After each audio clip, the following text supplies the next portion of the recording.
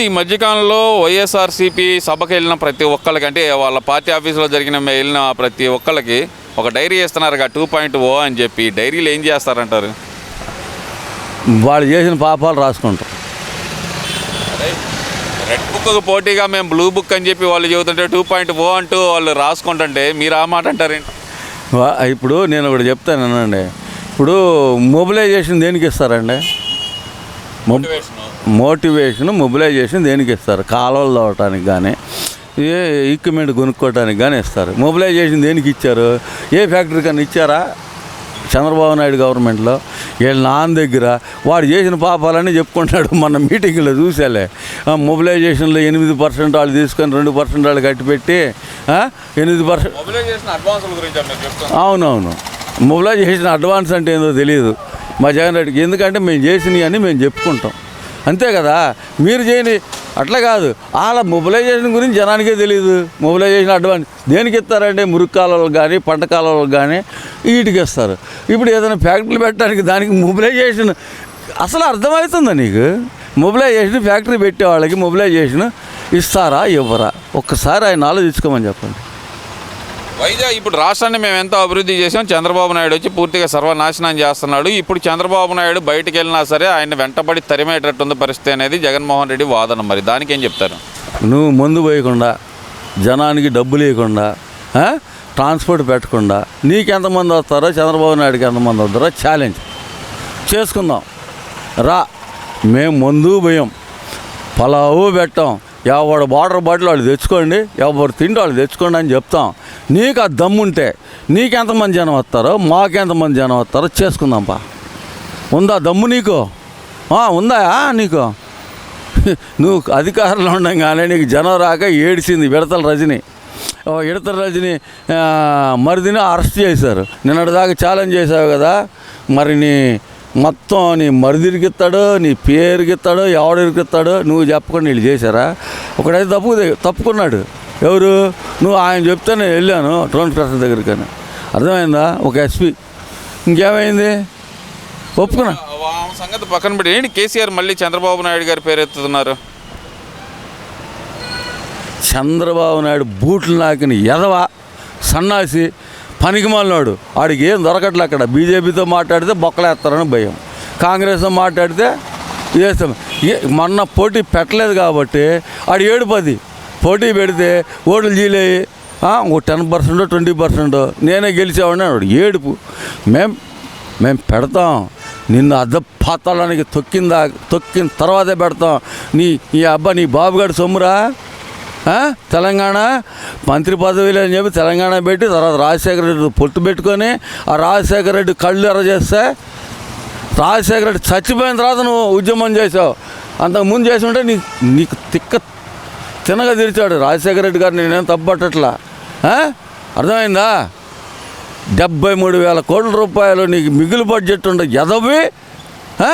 73,000 కోట్లు, 6 లక్షల కోట్లు అప్పు చేసి కాంగ్రెస్ గవర్నమెంట్ దగ్గర పెట్టావు.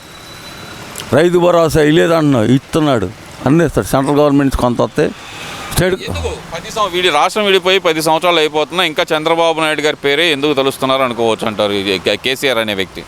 ఉచ్చకారతనే. ఎప్పుడు చంద్రబాబు నాయుడు అక్కడ జూనియర్ ఎన్టీఆర్నో ఇంకోళ్ళని పెట్టాడు అనుకో, వీడికి అసలు అది కూడా ఉండదు కదా.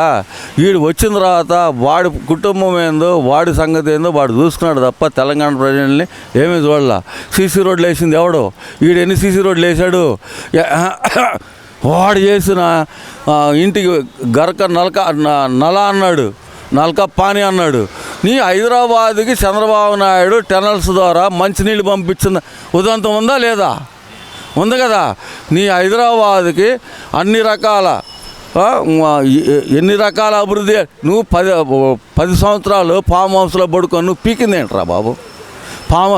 నిన్నైతే హెలికాప్టర్ ఎక్కుతుంటే నాకు గుర్తొచ్చింది. ఏం చెప్దాంలే కానీ మా నర్సిరెడ్డి గారికి చెప్తే ఆయన బాగా సెటర్లేగలరు. నాకంత ఇది లేదు. కానీ ఈ దరిద్రుడు ఎలాంటోడంటే, అబ్బా నిన్నటిదాకా మంచంలో పడుకున్నాడు, అసెంబ్లీకి రాలేని ఎదవ సన్నాసి. వాడేం బిగుతాడబ్బా కేసీఆర్? 25 years జూబ్లీ హిల్స్కి వెళ్ళడానికి వచ్చి పడిపోతా మందు తాగి ఏం మాట్లాడుతున్నాడు వాడికి అర్థం కాని పరిస్థితి. వాడిని గురించి పట్టించుకునేది ఏందబ్బా. రేపు నెక్స్ట్ వచ్చేది కూడా అక్కడ కూడా 50% తెలుగుదేశం పార్టీ వస్తుందేమో. వీడి దగ్గర ఉన్న మా ఎమ్మెల్యేలు ఎంపీలు ఈడు ఇంక్లూడింగ్ చంద్రబాబు నాయుడు కాళ్ళు నాకినాడా కాదా, నాకేడా లేదా? ఇలాంటి దరిద్రుడిని ఇప్పుడు మనం ఏం చేద్దామబ్బా. వాడు ఎంతసేపటికి చంద్రబాబు నాయుడు మాట నోట్టు నానేసుకుంటూ తిరగాల్సింది తప్పితే వాడేం పీకేదేం లేదు. వాడి కుటుంబాన్ని వాడి కుటుంబాటిగా ముచ్చుకొని 6 లక్షల కోట్లు అప్పు చేశాడు. 73,000 కోట్ల రూపాయల నుంచి 6 లక్షల కోట్లు అప్పు చేశాడంటే వాడు మంచినా? ఎలా ఉంది లాండ్ ఆర్డర్? బాగుందండి, ప్రశాంతంగానే ఉంది. ఎటువంటి గొడవలు లేవు. గంజాయి హడావుడి తగ్గిపోయింది. ఏంటి గొడవలు లేవు, రోడ్డుయిజం లేదు, గుండాయిజం లేదు. పనులు చేసుకున్న వాళ్ళు పనులు చేసుకున్నారు, ఉద్యోగాలు చేసుకున్నారు ఉద్యోగాలు లేదు, వ్యాపారాలు చేసుకున్నారు. ఎటువంటి ఇబ్బంది లేదు. అంటే వైసీపీ వాళ్ళందరూ గవర్నమెంట్ వచ్చిన తర్వాత కక్ష సాధింపులు చేస్తుంది, అరెస్టులు చేస్తున్నారు. ఏమంటే గతంలో వైసీపీలో చేయరాని నేరాలు చేయరాని తప్పులు చేశారు. మరి తప్పులు చేసిన వాళ్ళు వదిలేయమంటారు ఏంటి? వీళ్ళు తప్పు చేసినట్టు శిక్ష పడాల్సిందే. అది చట్టం ప్రకారం న్యాయం ప్రకారం శిక్ష పడాల్సిందే. ఇప్పుడు చంద్రబాబు గారు ఏమి కక్ష సాధింపు రాత్రులు ఇళ్ళకి పంపించి గోడలు దుగిపించి పోలీసు వాళ్ళు బయటికి నుంచి ఎత్తిరండి అని చెప్పట్లేదు కదా. ముందు నోటీస్ ఇస్తున్నారు, అరే బాబు నువ్వు అవినీతి చేసావు, నువ్వు ఇలా తప్పు చేసావు అని నోటీస్ ఇస్తున్నారు, తీసుకెళ్తున్నారు, కస్టడీలోకి తీసుకున్నారు, కోర్టులో పెడుతున్నారు. కోర్టు శిక్ష వస్తుందో లేకపోతే బెయిల్ ఎత్తుందో లేకపోతే రిమాండ్ పంపిస్తుందో ఇంకా న్యాయస్థానం ఇష్టం. అంటే ఇప్పుడు ప్రజల సమస్యలు ఉన్నప్పుడు రాని మా జగన్మోహన్ రెడ్డి గారు ఈ రోజు ఎవరైనా చనిపోతే రావటంపై మీకు ఎలా అనిపిస్తుంది? జగన్మోహన్ రెడ్డికి శవం కనబడాలండి. శవం కనబడితేనే వస్తాడు. అంతేగాని ప్రజా సమస్యలు అతనికి అనవసరం, రాష్ట్ర అభివృద్ధి అనవసరం, సంక్షేమం అనవసరం. ఓన్లీ శవం కనబడితే వస్తాడు. అక్కడ శవం దగ్గర కూడా ఏంటో చూసారా మీరు? ఎప్పుడైనా చూడండి, అర్థం చేసుకుని నవ్వుతాడు వెళ్ళి. ఎందుకంటే అంత ఆనందం ఆయనకి శవాన్ని చూస్తే. శవరాజకీయంలో ఆయన సిద్ధహస్తుడు. ఆ శవరాజకీయం చేస్తాడు తప్పితే అతనికి ఈ రాష్ట్రం గురించి ఇంకోటో లేదు. ఎక్కడైనా శవం చచ్చిపోయిందనంటే ఫోన్ వెళ్తుంది, చక్కమని వచ్చేస్తాడు ఎన్ని పనులు ఉన్నా. ఆ శవం దగ్గర మాత్రం చుట్టూ పిచ్చి నవ్వుకుంటూ తిరుగుతాడు, శవరాజకీయం చేస్తాడు. ఏదో లబ్ధి అంటాడు కానీ ఇప్పుడు ఆ శవరాజకీయాన్ని కూడా ప్రజలు నమ్మే పరిస్థితిలో లేరు. ఎప్పుడు జరిగిపోయిన గొడవలని కొంతమంది వైసీపీ నేతలు ఇప్పుడు రాయలసీమలో మళ్ళీ తీసుకురావడంపై మీరేమంటారు? అసలు అది కుట్ర రాజకీయాలండి. అసలు రాయలసీమ రత్నాలసీమ కింద ఉండేది.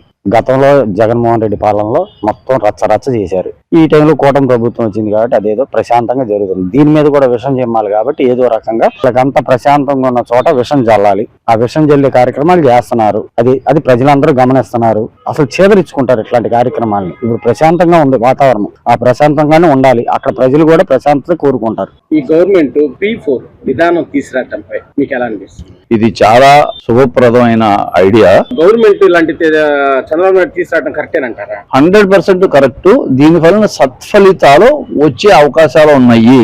ఎందుకంటే కొంత ఫ్యామిలీ వాళ్ళకి ఎవరికైతే ఇబ్బందికరంగా ఉందో, ఆర్థిక పరంగా సమాజ పరంగా ఇబ్బందులు ఉన్నారు, వారికి ఎంతో కొంత సహాయం చేసినట్టుగా ఉంటుంది. అది కూడా గవర్నమెంట్ ద్వారా అనే దృక్పథంలో ఉంది. చంద్రబాబు నాయుడు గారి ఆలోచన రావటం ఎలా అనిపిస్తుంది? చాలా మంచి ఆలోచన. ఇంతవరకు ఇలాంటి ఆలోచనలు ఏ రాష్ట్రంలోనూ, ఏ గవర్నమెంట్ లోను, ఏ పార్టీలోనూ ఈ ఐడియాలు రాలేదు. చంద్రబాబు నాయుడు గారికి ఇది ఒక ఆనవాయితీ అయిపోయింది. ఉమ్మడి రాష్ట్రంలో ఉంటే ఐటీ అనేది తీసుకొచ్చారు.